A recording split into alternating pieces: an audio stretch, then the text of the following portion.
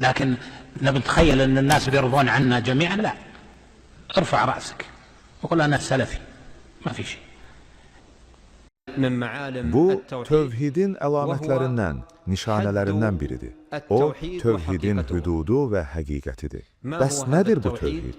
Budur onun əhəmiyyəti və budur onun uca məqamı. Tövhid kəlməsi ərəb dilində vahhədə yuvahhiru feilindən gələn məsdərdir və kök etibarilə təkləşdirmək mənasına dəlalət edir. Uca Allahın tövhidi isə onun Rəbliyində, rububiyyə, ilahlığında, uluhiyyə, ad və sifətlərində tək olduğuna iman gətirmək, dini tamamilə və ixlasla yalnız mübarək və uca Allaha həsr etməkdir.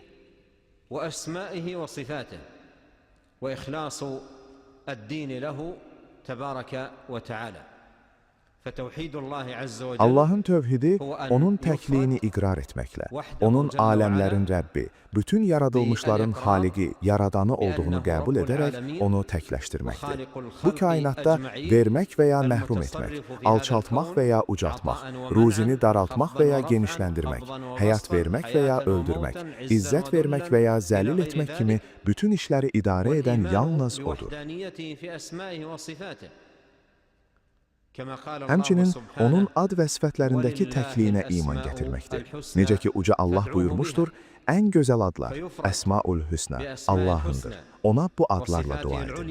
Beləliklə, Allah ən gözəl adları və uca sifətləri ilə təkləşdirilməli.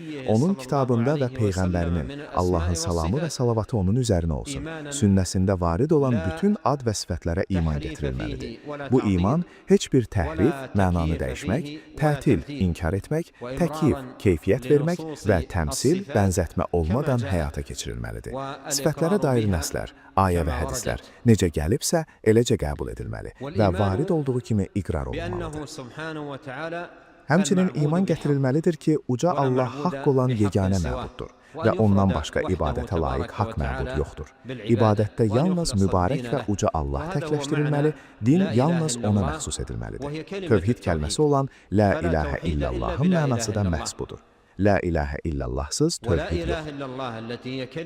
Tövhid kəlməsi olan La ilahə illallah isə nəfi və isbat üzərinə qurulmuşdur. Allahdan başqa hər kəsdən və hər şeydən qulluq edilməyi inkar etmək, bütün mənaları ilə ibadəti yalnız mübarək və uca Allah üçün isbat etmək, təsdiqləmək.